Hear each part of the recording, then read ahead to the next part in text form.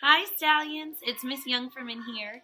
So the teachers are actually starting a Facebook takeover coming up. And our first one, I wanted to read you a special story that I love, especially for those friends about to take the tests coming up. This is by Dr. Seuss, and it's Hooray for Diffendoofer Day. I've always lived in Dinkerville. My friends all live here too. We go to Diffendoofer school. We're happy that we do. Our school is at the corner of Zingzuber and Zingza. It looks like other schools, but we suspect it's not. I think we're learning lots of things not taught at other schools. Our teachers are remarkable. They make up their own rules. Miss Bobble teaches listening. Miss Wobble teaches smelling.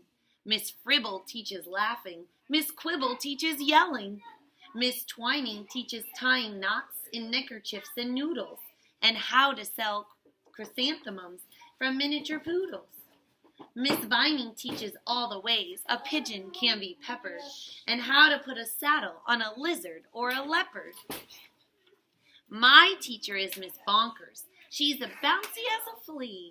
I'm not certain what she teaches, but I'm glad she teaches me. Look, look, she chirps, I'll show you how to tell a cactus from a cow. And then I shall instruct you why a hippo cannot hope to fly. She even teaches frogs to dance and pigs to put on underpants. One day she taught a duck to sing. Miss Bonkers teaches everything. Of all the teachers in our school, I like Miss Bonkers best. Our teachers are all different, but she's differenter than the rest. We also have a principal. His name is Mr. Lowe. He's the very saddest man that any of us know. He mumbles, "Are they learning this and that and such and such?" His face is wrinkled as a prune from worrying so much. He breaks a lot of pencils from pushing down too hard, and many dogs start barking as he mopes around the yard. We think he has false eyebrows. In fact, we're sure it's so. We've heard he takes them off at night. I guess we'll never know.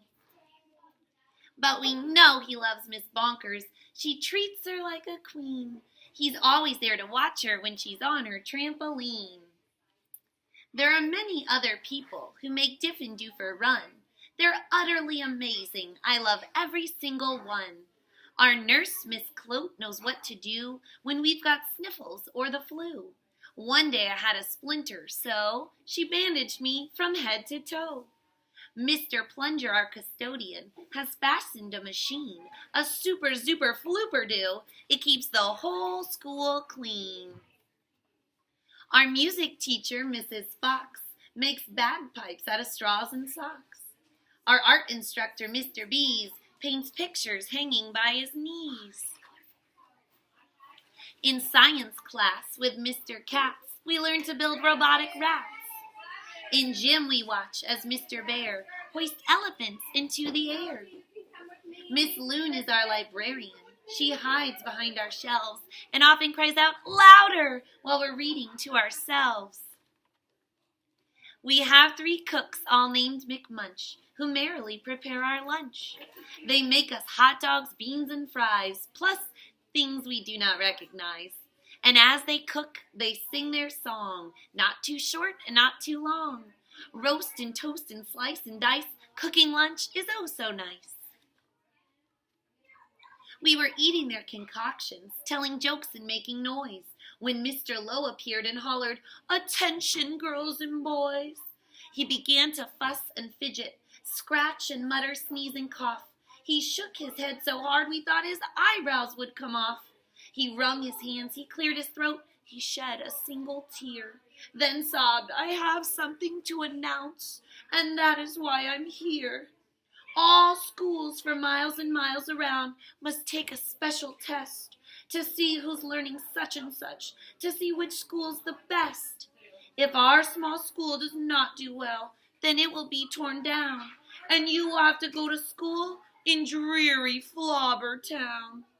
"Not Flobbertown," we shouted. We shuddered at the name, for everyone in Flobbertown does everything the same. It's miserable in Flobbertown. They dress in just one style.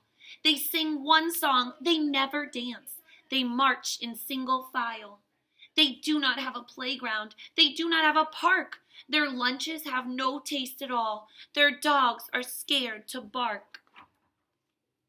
Miss Bonkers rose. "Don't fret," she said. "You've learned the things you need to pass this test and many more. I'm certain you'll succeed. We've taught you that the earth is round, that red and white make pink, and something else that matters more. We've taught you how to think." "I hope you're right," sighed Mr. Lowe. He shed another tear. "The test is in 10 minutes. You're taking it right here."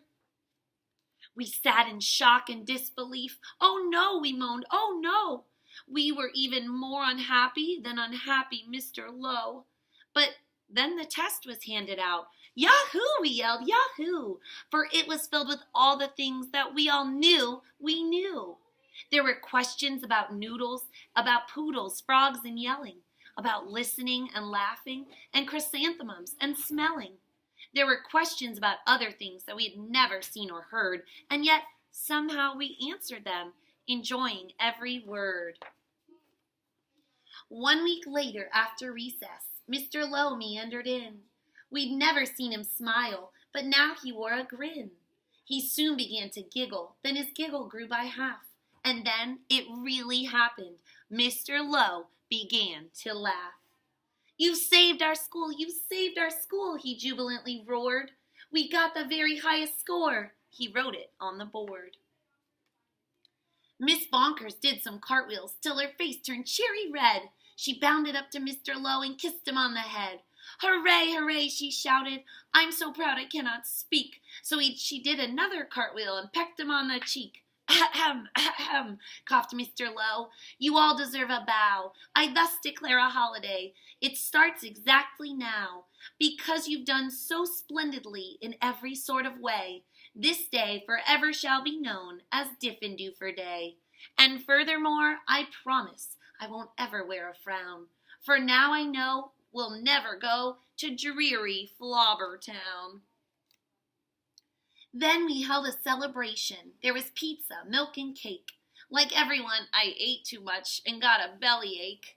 We laughed and whooped and hollered the entire school day long. Then we all sang triumphantly the Diffendoofer song.